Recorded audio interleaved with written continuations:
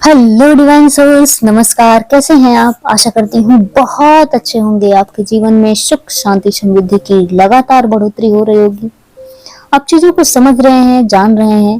पिछले भागों में हमने इस बुक के बारे में विशेष रूप से चर्चा की। ये 10वां भाग है, तो आप खुद भी सुनिए, दूसरों को सुनाइए, शेयर कीजिए, लाइक कीजिए, और भी जो कुछ आपको करना है कर सकते हैं, क्योंकि ये एक पुण्य का काम है। इस किताब को जन जन तक पहुंचाना है।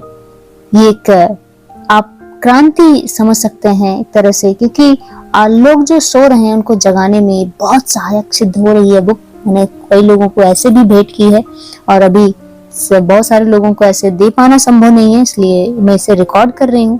आपसे निवेदन है, इसे शेयर जरूर करें। Thank you. अब हम स्टार्ट करते हैं। 2 मई 1981। जीवात्मा जगत में दूसरे लोगों की यात्रा, यानी जीवात्मा जगत में ही हम रहते हुए दूसरे लोगों में भी आ जा सकते हैं। तो जीवात्मा जगत में 7 लोक होते हैं। उनमें से निम्नतम प्रथम लोक है और उच्चतम 7वां लोक है। इसीलिए आपके अच्छे कर्मों और पापों के अनुसार आपका अवचेतन मन आपको उस लोक में ले जाता है जिसके आप योग्य होते हैं। कोई भी मनुष्य उस लोक से ऊपर नहीं जा सकता जिसके वह योग्य है, चाहे वो कितनी भी कोशिश क्यों ना कर ले, यानी कि बीमारी नहीं चलती वहां पे। ऐसी आत्मा के लिए उच्चतर लोक की यात्रा करना असंभव होता है, क्योंकि वह लोक उसके लिए अदृश्य होता है।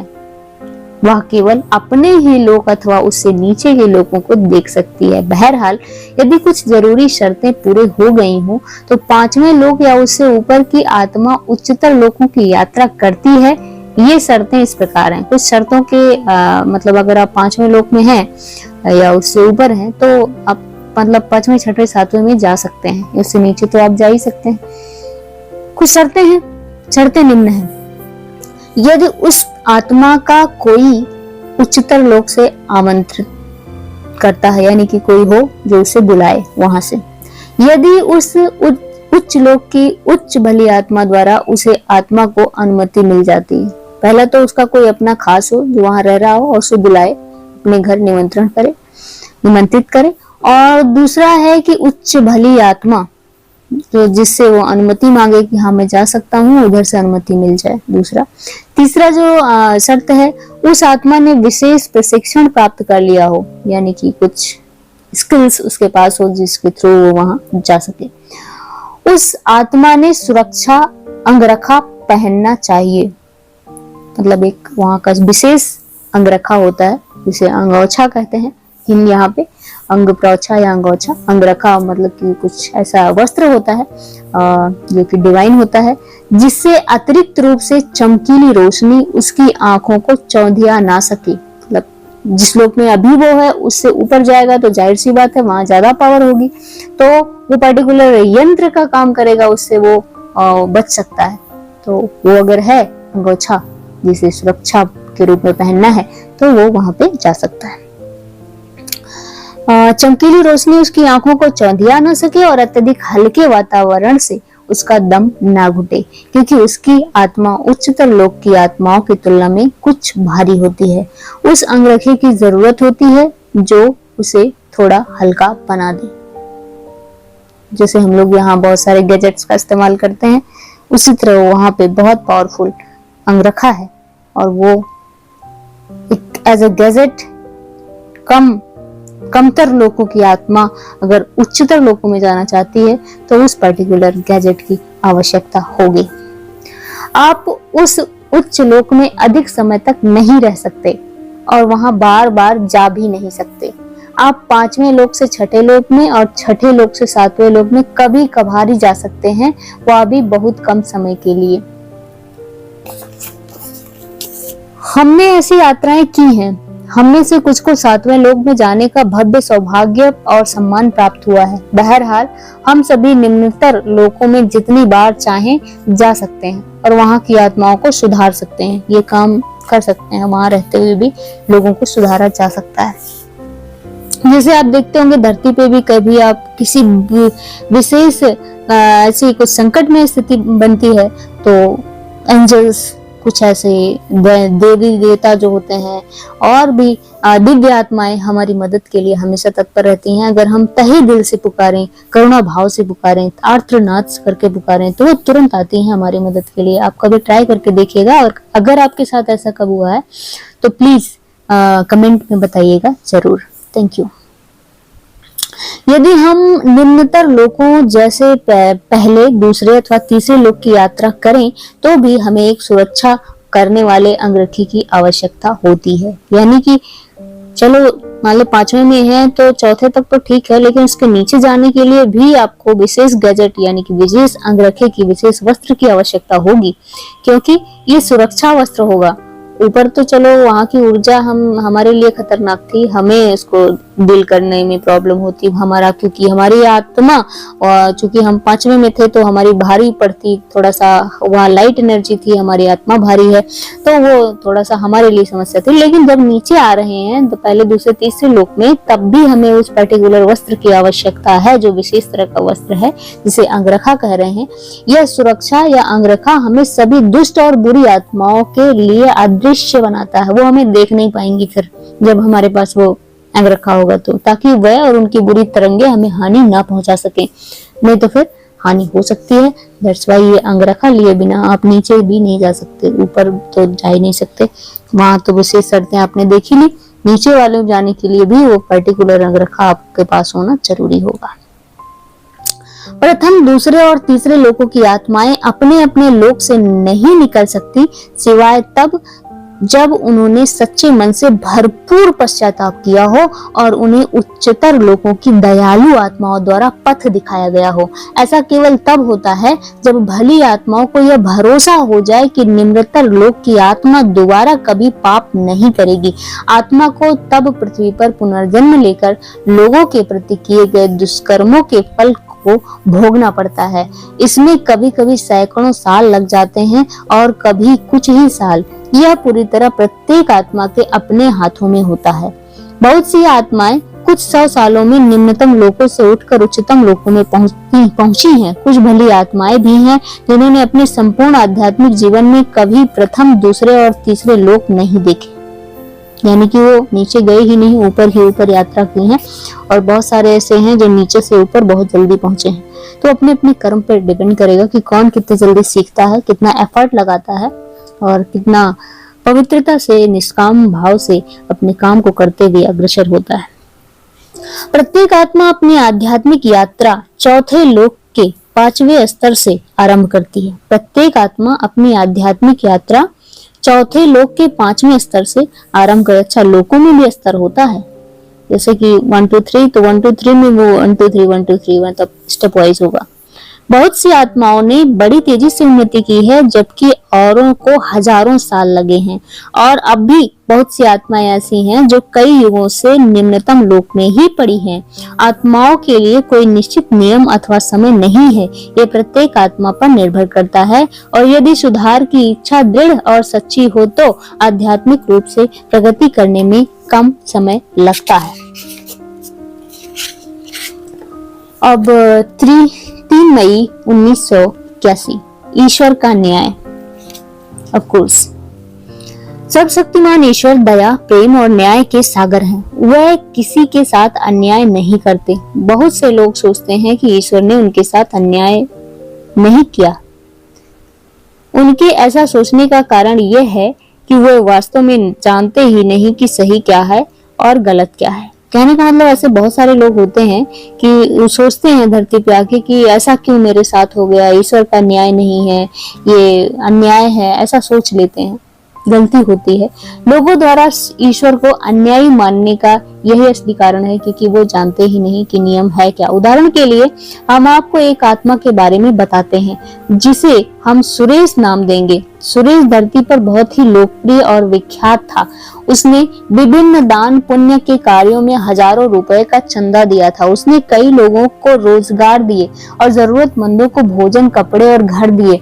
अपने इन कार्यों की वजह से वह निश्चिंत था कि उसे उच्चतम लोक जरूर हासिल होगा। जब पृथ्वी पर उसकी मृत्यु हुई तो उसके लिए भव्य समारोह के साथ उसकी अंत्येष्टि की गई। लोग कहते रहे कि वह बहुत बड़ी पुण्यात्मा था। सुरेश कि एक मूर्ति उस धर्मार्थ संस्थान में लगाई गई जिसकी स्थापना उसके सहयोग से हुई थी। ठीक है, जब सुरेश जीवात्मा जगत में आया तो उसने अपने आप को निम्न लोक में पाया। वह क्रोधित हुआ और चिल्लाकर पूछा, कहाँ है ईश्वर का न्याय? मैंने इतने दान दिए, धरती पर लोग मुझे पूजते थे और यहाँ ईश्वर ने मुझे एक नरक में रखा है। आज कहाँ गया उसका न्याय? वह सबसे बड़ा निर्दयी और अन्यायी है, क्रूर है। बहुत सी भली आत्माएं उसके पास पहुंची और उन्होंने उससे आग्रह किया कि वह शांत होकर उनकी बात सुने और यह जाने कि उसकी इस स्थिति का कारण क्या है। उन्होंने उससे कहा कि वह खुद से यह सवाल करे कि वह दान पुण्य क्यों किया करता था, इसके पीछे उसका उद्देश्य क्या था। सुरेश ने कहा, मैंने यह सब इसलिए किया ताकि मैं स्वर्ग जा सकूं, लेकिन देखिए मैं कहाँ हूँ। भली आत्माओं ने उसे समझाया, तुमने जो कुछ भी किया वह निस्वार्थ होकर नहीं किया। क्या यह सच नहीं कि सब कुछ तुमने अपने लिए स्वर्ग में स्थान पाने के लिए किया? सुरेश ने जवाब दिया, हाँ यह सच है, लेकिन क्या हमारे धर्मगुरु, पुरोहित और दार्शनिक हमसे यह नहीं कहते कि यदि हम गरीबों की मदद करें, उन्हें खाना, कपड़ा, रोजगार और रहने की जगह दें, तो हमें स्वर्ग मिलेगा? ईश्वर, पुरोहित और दार्शनिकों ने मिलकर मुझे मूर्ख बनाया। उन्होंने सुरेश को समझाया कि सर्वशक्तिमान ईश्वर ने उसके साथ धोखा नहीं किया, बल्कि धोखा तो खुद उसने ही अपने साथ किया है, क्योंकि उसने जो भी पुण्य काम किए उनमें प्रेम और उदारता नहीं थी। उसके कर्म सत्कर्म नहीं थे और न ही निस्वार्थ थे। उसने वे सब अपने ही स्वार्थपूर्ण उद्देश्य पाप करने के बाद ईश्वर को रिश्वत देकर स्वर्ग में जाने के उद्देश्य से किए। उसका मतलब केवल अपने पापों को छिपाना था। इस पर सुरेश ने क्रोधित होकर कहा, ये गलत है, मेरे साथ भारी अन्याय हुआ है, मुझे स्वर्ग में होना चाहिए, मैं स्वर्ग के लायक हूँ, क्योंकि मैंने अपने पाप धोने और स्वर्ग का आनंद लेने के लिए कई सारे अच्छे काम किए। इसके बदले ईश्वर ने मेरे साथ धोखा किया और मुझे यहाँ नरक में रखा है। ऐसे निम्न लोक में आकर उसे इतना धक्का लगा कि वो ठीक से सोच भी नहीं पा रहा था। उसने पुरोहितों, धर्मगुरुओं और ईश्वर को भला बुरा कहने कहा, लेकिन उसने ये नहीं जाना कि जो पाप उसने किए हैं उसे हजारों का दान देकर स्वार्थपूर्ण उद्देश्य द्वारा धोया नहीं जा सकता। आप कितना दान करते हैं इससे कोई फर्क नहीं पड़ता, अपने पापों का फल आपको भोगना ही पड़ता है।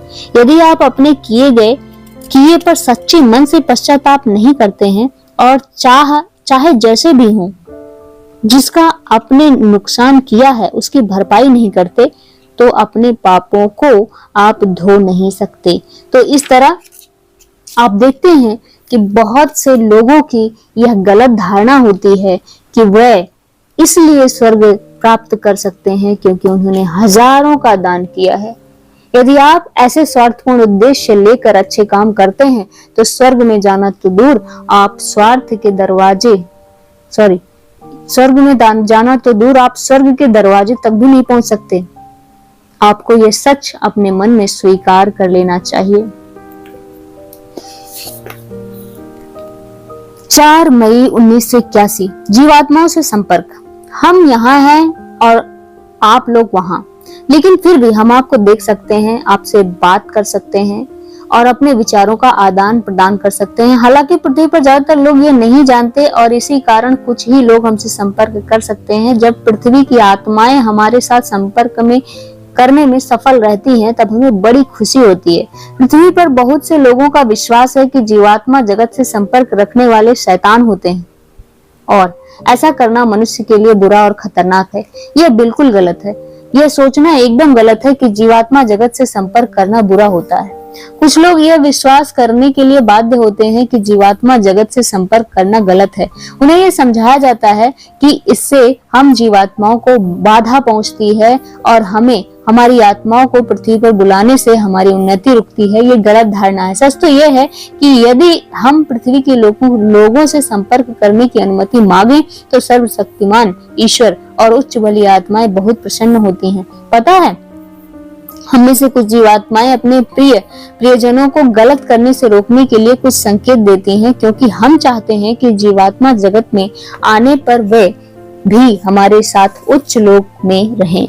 हम उन तक अपने विचार या संकेत पहुंचाने में बहुत कठिनाइयों का सामना करते हैं। प्रायः पृथ्वी के लोगों तक अपना संदेश पहुंचाने के लिए कठिन मेहनत करने के बाद भी हम आपको जरा भी प्रभावित नहीं कर पाते, क्योंकि अपने संकुचित मन के कारण बहुत से लोग हमारे अच्छे विचारों और हमारी सलाह को स्वीकार नहीं करते। पृथ्वी के लोगों के साथ प्रत्यक्ष संपर्क कर हम बड़ी आसानी से उन्हें बता सकते हैं कि उनके लिए क्या अच्छा है और उन्हें आध्यात्मिक रूप से नीचे गिरकर निम्नतर लोकों में जाने से बचा सकते हैं। हालांकि हमें आध्यात्मिक परीक्षा के बारे में बताने की अनुमति नहीं है। हम उनकी मदद केवल उन्हें संकेत और सलाह भेजकर कर सकते हैं। अपने विचारों या संकेतों को पृथ्वी पर भेजने का प्रयास करने की तुलना में पृथ्वी के लोगों के साथ प्रत्यक्ष संपर्क करना हमारे लिए बहुत ही आसान होता है, क्योंकि हमारे विचार उनकी समझ से बाहर होते हैं और थोड़े से लोग हमारे साथ सुरक्षित रूप से और आसानी से संपर्क कर सकते हैं। उन्हें अपने अनायास विचारों को परे रखना चाहिए। इससे हम आत्माओं और पृथ्वी के लोगों दोनों को सहूलियत होती है। प्रत्यक्ष संपर्क के जरिए हमारी उन्नति तेजी से होती है, क्योंकि हम अपना कीमती समय लोगों के दिमाग में अच्छी सोच, अच्छे विचार और ज्ञान भरने की कोशिश में बर्बाद नहीं करते, या इस कारण कि धरती के लोगों के अवचेतन मन का एक बहुत छोटा हिस्सा ही काम करता है। अब आगे से आप अपने मृत प्रियजनों के साथ संपर्क करने की कोशिश जरूर करें, लेकिन शुरुआत आप अपने आप नहीं कर सकते। स्वचालित लेखन के जरिए आप अगर खुद से आत्माओं के साथ संपर्क करने की कोशिश करें तो ये बहुत खतरनाक हो सकता है। आपको किसी ऐसे व्यक्ति को माध्यम बनाना पड़ेगा जो स्वचालित लेखन के लिए अधिकृत और अनुभवी है। हमारे लिए अपने प्रियजनों के साथ लगातार संपर्क करना आसान होता है। यह बस घर में बैठकर टू वे रेडियो पर बात करने जैसा है। हमारी संपर्क विधि और आपकी टू वे रेडियो विधि में अधिक अंतर नहीं है। हम कभी कभी ही पृथ्वी पर आकर आपसे बातें करते हैं। आमतौर पर हम अपने घर में बैठकर अपने विस्तृत अवचेतन मन के जरिए संपर्क करते हैं। हमारे विचार असाधारण और बहुत अधिक ताकतवर होते हैं। टू वे रेडियो की तरह हम संदेश भेजते हैं और प्राप्त करते हैं। इसी तरह पृथ्वी के कुछ लोगों में टू वे रेडियो जैसी क्षमता ईश्वर प्रदत्त होती है। इसकी मदद से वे हमारे संदेशों को हमारी ही तरह प्राप्त कर सकते हैं और हम बड़ी आसानी से जान पाते हैं कि आप क्या कहते हैं या सोचते हैं। पृथ्वी के कुछ लोग भाग्यशाली हैं कि उनके पास यह क्षमता है, औरों के पास नहीं। हमेशा याद रखिए कि आपके और हमारे दोनों के लिए अपने अंतर्मन के इस टू वे रेडियो के जरिए संपर्क कायम करना सबसे अच्छा है। उस व्यक्ति की मदद लीजिए जिसे यह वरदान मिला हुआ है और फिर देखिए कि इससे आपके जीवन में कैसा फर्क आता है। Thank you so much. आपने इस वीडियो को देखा, समझा और सुना। आगे शेयर करें, लाइक करें और कुछ किसी और टॉपिक पे वीडियो बनाने का अगर आपको लग रहा है, बहुत सारे मैंने बनाए हुए हैं, प्लेलिस्ट पड़ी हुई है पहले से भी, आप उसे देख सकते हैं। कोई नया आपको लगता है कि कुछ बनाना है तो आप कमेंट करके बता सकते हैं। I will make on that. Thank you so much.